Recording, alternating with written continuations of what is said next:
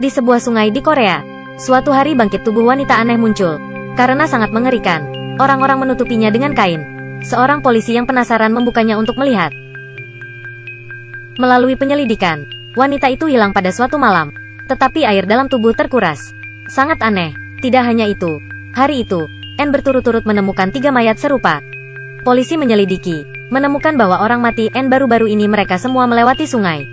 Jadi pergi ke sana sendirian untuk menyelidiki. Penduduk desa di sana semuanya sangat dingin. Menolak mengizinkan polisi bermalam. Dia hanya bisa tidur di dalam mobil. Bangun pagi-pagi keesokan harinya, hal yang menakutkan terjadi. Dia menemukan, semua orang mengambang di atas air. Sementara itu, di lapangan golf, perwakilan medis sedang bermain golf dengan direktur rumah sakit tertentu. Anehnya, direktur rumah sakit ini terus-menerus minum air. 1 botol, 2 botol, 3 botol. Minum habis semua.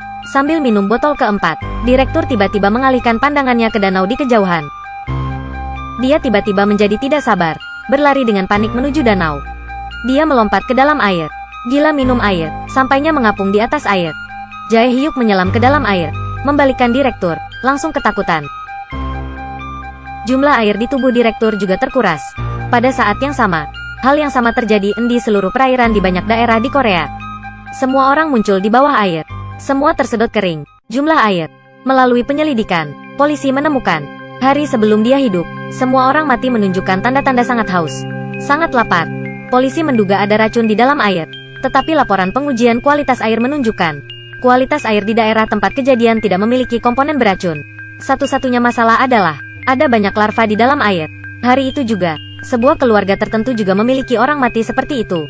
Dia meninggal di bak mandi. Gunakan air untuk menenggelamkan diri. Dan di kamar mandi ini, polisi telah menemukan pelaku utama yang sebenarnya. Cacing surai kuda. Organisme ini hanya parasit pada tubuh serangga. Sekali dalam periode pemijahan, mereka merangsang saraf otak inang, dan menyebabkannya melompat ke dalam air. Cacing surai kuda kemudian keluar dari tubuh inang, berovulasi, dan bereproduksi. Hal ini mirip dengan apa yang terjadi pada tubuh manusia. Alasan mengapa orang memiliki cacing surai kuda parasi, kemungkinan besar bermain di sungai di suatu tempat, larva di air melalui anus atau mulut ke dalam tubuh. Media sosial dengan cepat melaporkan kata-kata para ahli, juga mengeluarkan peringatan, jika orang menjadi lapar tanpa alasan, secara bersamaan minum air dalam jumlah besar, tanpa menambah berat badan. Pergi ke rumah sakit segera. Pria yang Jae Hyuk sebutkan sebelumnya, sekarang bergegas pulang, karena dia ingat, beberapa minggu terakhir ini, setiap kali dia pulang, istri dan 2 anaknya terus-menerus makan dan minum, sering makan sampai tidak mengatakan sepatah kata pun. Jae Hyuk bergegas masuk ke dalam rumah, tentu saja mereka mencoba untuk makan. Dia mengambil cangkirnya, bertanya kepada istrinya, apakah dia pernah ke sungai untuk bermain. Istri menjawab ya. Jae Hyuk segera menyuruh mereka untuk berganti pakaian dan pergi ke rumah sakit. Istri ingin mencuci piring di rumah sebelum keluar. Dia menyalakan air, tiba-tiba tertarik pada suara air. Dia melihat ke dalam air, ekspresinya berubah sengit. Istri membenamkan kepalanya ke dalam air. Jae Hyuk menariknya keluar, dia berjuang menjauh dari suaminya, terus mengubur kepalanya. Putra mereka juga mencoba minum air. Putrinya ada di pintu balkon lagi, berkata, air, air, air. Pada saat yang sama, Sabar di rumah sakit menjadi gila. Semua orang menutupi tenggorokan mereka, berlari keluar sambil berteriak. Tidak ada yang bisa berhenti. Mereka berlari menuju sumber air terdekat. Semua orang melompat turun, sungai, danau, kolam renang, bahkan tangki ikan di toko makanan laut. Setiap orang seperti ngengat yang bergegas ke dalam api. Seperti rayap pertemuan dengan air. Ini seperti neraka di bumi. Di rumah Jae Hyuk, dia dengan erat meraih istri dan putranya. Tapi putrinya memanjat pagar balkon.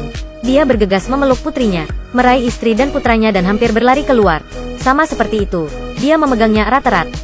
Tidak tahu berapa lama, semuanya akhirnya berakhir. Rumah sakit menjadi berantakan. Hanya Sabar yang dihentikan yang masih hidup. Adapun mereka yang melompat ke air, mereka semua mati kering. Keempat anggota keluarga Jae Hyuk semuanya melakukan yang terbaik, tapi untungnya bisa mengatasi masa sakit akut ini. Istri dan anak keduanya selamat. Korban tewas dalam cerita ini telah melampaui 3.000 orang. Tapi singkirkan orang-orang ini, Korea Selatan masih memiliki lebih dari 100.000 orang yang terinfeksi. Begitu gelombang kedua kejadian, konsekuensinya sulit dibayangkan. Para ahli mulai mencari obat-obatan, tetapi mencari 5 hari berturut-turut dan tidak dapat menemukan obat tertentu. Seseorang mencoba minum obat cacing, menyebabkan perlawanan cacing surai kuda. Langsung membunuh orang yang diparasit. Untuk mengurangi kematian yang tidak perlu, masyarakat telah kumpulkan semua orang yang terinfeksi untuk manajemen terpadu. Mereka hanya bisa minum sedikit air untuk menjaga keseimbangan mereka. Karena begitu minum terlalu banyak air dalam sekejap mata, cacing surai kuda akan menghancurkan tubuhnya. Jae Hyuk juga membawa istri dan anak-anaknya ke rumah sakit lapang. Dia berjanji kepada mereka bahwa dia pasti akan menemukan obatnya. Pada saat orang putus asa, rumah sakit mengirimkan pesan. Seseorang telah sembuh. Koroner segera pergi ke rumah sakit. Tentu saja, melihat orang sakit mendapatkan kembali kesehatannya. Sabar ini meminum obat cacing yang diproduksi oleh pabrik farmasi tertentu. Pabrik farmasi ini adalah perusahaan Jae Hyuk. Jae Hyuk bergegas ke perusahaan. Siapa sangka atasan mengatakan bahwa obat ini sudah lama dihentikan. Mereka juga tidak punya. Jae Hyuk bergegas ke toko obat untuk bertanya. Tidak ada toko yang memiliki obat ini. Jae Hyuk menggunakan pengetahuan dan koneksinya untuk menemukan obat di mana-mana. Pertama kali dia menghabiskan banyak uang untuk membeli obat di gudang perusahaan. Sekali lagi, tidak hati-hati untuk mengungkapkan, diambil alih oleh sekelompok orang gila. Kedua kalinya, pergi untuk membeli obat dari beberapa spekulan. Tapi polisi datang tepat waktu. Spekulan membuang semua obat ke toilet, menghancurkan barang bukti. Di sisi lain, adik Jae-pil adalah seorang polisi yang juga bekerja keras untuk menyelidiki fakta kasus ini. Segera dia mengejar adalah seorang ilmuwan yang membuat obat. Di bawah ancaman, dia mengatakan yang sebenarnya.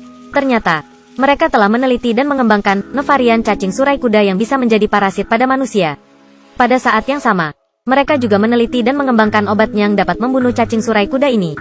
Tapi demi menghasilkan uang, mereka memutuskan untuk membeli saham perusahaan.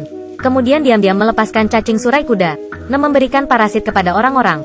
Menimbulkan gejolak sosial yang besar. Saham perusahaan akan meningkat. Saat ini, penanggung jawab pabrik farmasi ini sedang bernegosiasi dengan pemerintah. Pemerintah meminta mereka untuk menjual formulasi obat tertentu. Tapi mereka menolak, meminta pemerintah untuk membeli seluruh perusahaan. Mereka menawar 5 juta won. Di rumah sakit gelombang kedua penyakit telah dimulai. Sekarang ibu ini melihat depot air minum di kejauhan.